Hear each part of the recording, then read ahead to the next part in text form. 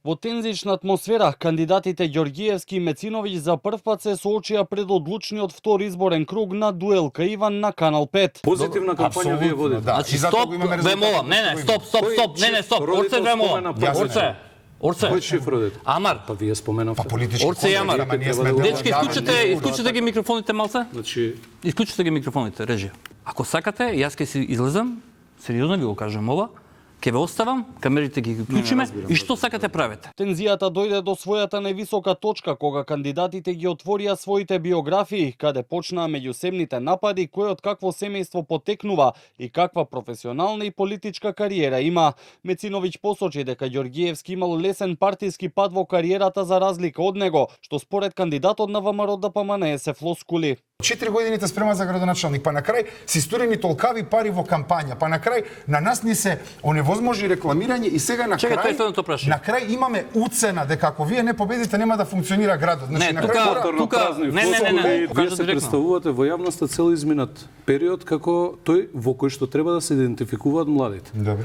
Човекот кој што е високо образование така натаму. Па вечерва да знаеме дека немате високо образование. Студиите беа на пауза заради мојата социјална позиција. Јас сум растен со еден родител во мојот живот, морав да работам се и се што доаѓам од непривилегирана позиција. И двајцата ги посочија проблемот со ѓубрето, јавниот превоз и загадениот воздух како приоритет во нивните евентуални мандати. За состојбите во градот продолжија меѓусебните обвинувања. Мециновиќ вината ја гледа кај Советот во град Скопје, а Ѓорѓиевски возврати дека Левица има исто така советници, а и директори и членови во управните одбори на јавните предпријатија. Но кој да победи, дадоа збор дека ќе има конструктивен совет во следните 4 години.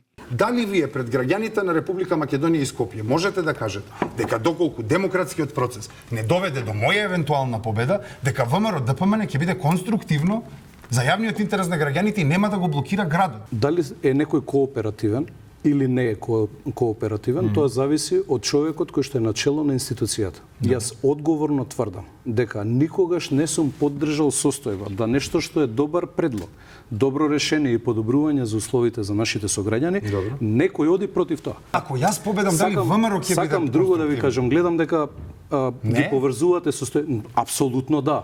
Може да биде не. Значи може да бидат спокојни граѓаните, нема да има блокади ако победам јас. Вие нема да победите, тоа го знаете сами. Ова е арогантно. Да, не е арогантно, вие сакате така да се представите. По дуелот и двајцата се огласија на социјалните мрежи со благодарност за поддршката. Ѓорѓиевски посочи дека се покажало дека скопјани бараат човек кој ќе ги решава проблемите и ќе донесе резултати, а Мециновиќ напиша дека станува збор за генерацијска борба на оние кои ја живеат агонијата на ова време, непривилегираните и отфрлените.